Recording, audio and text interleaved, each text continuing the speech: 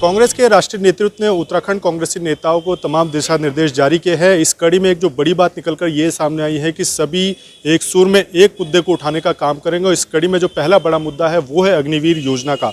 पिछले दिनों भाजपा नेताओं ने अग्निवीर योजना को बढ़ चढ़कर प्रदर्शित करने का काम किया था, लेकिन क्या कुछ उसमें खामियां कांग्रेस को नजर आती हैं?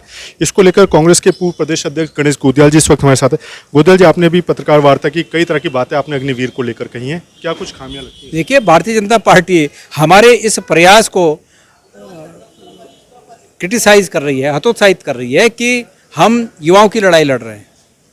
राहुल गांधी जी ने बहुत सही बात कही कि भाई लोगों के जो जीवन भर की जो एक सपना होता है जीवन भर का कि मैं फौज में भर्ती हूँ, इस सरकार ने उस सपने को चकनाचूर कर दिया है। और आप धरातल पर बड़ा संघर्ष करें, मैं उस संघर्ष में शामिल होऊंगा। आज भाजपा इस बात से डरी हुई है और डर के प्रेस कॉन्फ्रेंस करके इस बात को कह रही है कि ये लोग बरगलाने का काम कर रहे हैं। मैं ये पूछना चाहता हूँ बीजेपी के नेताओं से, वो बताएं ना एक एक करके इस योजना के युवाओं को फ़ायदे क्या हैं। आज तक हमारे उत्तराखंड से, पहाड़ी क्षेत्रों से, मैदानी क्षेत्रों से या देश भर से जो लोग फौज में भर्ती होते हैं, उसके सामने अग्निवीर योजना किस रूप में उन्हें बेनिफिशरी है, किस रूप में उन्हें लाभान्वित करती है, बीजेपी एक एक करके उनको बताए ना। एक अच्छाई इन्होंने ये बताई कि ये 4 साल के बाद हमारे ऑफिसों में चौकीदारी करेंगे। क्या ये अच्छाई है? कहाँ एक व्यक्ति परमानेंट फौज का सूबेदार या हौलदार या रैंक के हिसाब से आगे बढ़ता हुआ, कहाँ एक वो चीज़, और कहाँ 4 साल के बाद इनके ऑफिस में चौकीदारी करनी है और उस चौकीदारी को ज़्यादा बेहतर बता रहे हैं। तो ये युवाओं का अपमान नहीं है? तो इसलिए आज हमने, इन्होंने जो बातें कही परसों की प्रेस कॉन्फ्रेंस में कि जिन लोगों का गोलियों से, बंदूकों से कोई वास्ता नहीं है, ये हमारे उत्तराखंड के युवाओं का अपमान है। हमारे युवाओं का, उनके पूर्वजों का, दादा परदादा सबका फौज में भर्ती होकर गोलियों से हमारी रोज़मर्रा का संबंध रहा है। और हमारी गोलियों से दुश्मन आज भी कांपता है। और उसके बाद ये कहना कि जिन लोगों का गोलियों से, बंदूकों से ताल्लुक़ नहीं है, ये कहना क्या इनका ही ताल्लुक़ है गोलियों से?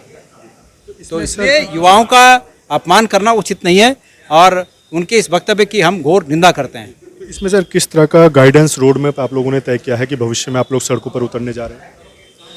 हाँ, हम इसके लिए योजना बना रहे हैं, हम इसके लिए प्लानिंग तैयार कर रहे हैं कि ये बड़ी लंबी यात्रा होगी। अमूमन मैं समझता हूँ 1.5 से 2 महीने की यात्रा हो सकती है, तो उसके लिए तैयारियां करनी पड़ती हैं।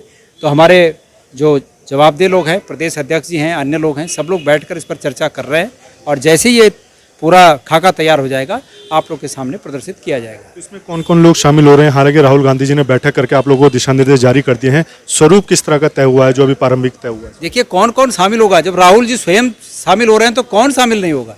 सभी शामिल होंगे।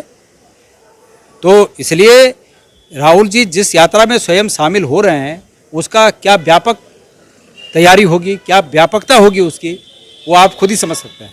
लगता है अभी खाली शुरुआत हुई है, बातचीत हुई है, लेकिन बीजेपी काउंटर करने लगी है। बीजेपी कहना किस चीज़ को लेकर है कि कुछ हो सकता है? बीजेपी डरी हुई है, बीजेपी इस बात से डरी हुई है। हमने तो सिर्फ अभी एक बात कही थी कि ऐसा करने वाले हैं और बीजेपी अभी से जो है अनाप शनाप बोलने लगे हैं बीजेपी के लोग। तो ये अपने आप में ये बात है कि बीजेपी डरी हुई है। ये थे उत्तराखंड कांग्रेस के पूर्व प्रदेश अध्यक्ष गणेश गोदियाल जी, जिनका साफ तौर पर कहना है कि आने वाले समय में उत्तराखंड प्रदेश के भीतर अग्निवीर योजना को लेकर एक बड़ी पदयात्रा निकाली जाएगी, जिसमें खुद कांग्रेस के पूर्व राष्ट्रीय अध्यक्ष राहुल गांधी शामिल होंगे। साफ है कि अगर राष्ट्रीय अध्यक्ष जो पूर्व में रहे राहुल गांधी अगर वो उत्तराखंड में आकर पदयात्रा में शामिल होते हैं तो कहीं ना कहीं उत्तराखंड कांग्रेस इसको बड़ी भूमिका के तौर पर देख रही है। अपने सहयोगी रुपेश नेगी के साथ अजीत काम्बोज, देहरादून।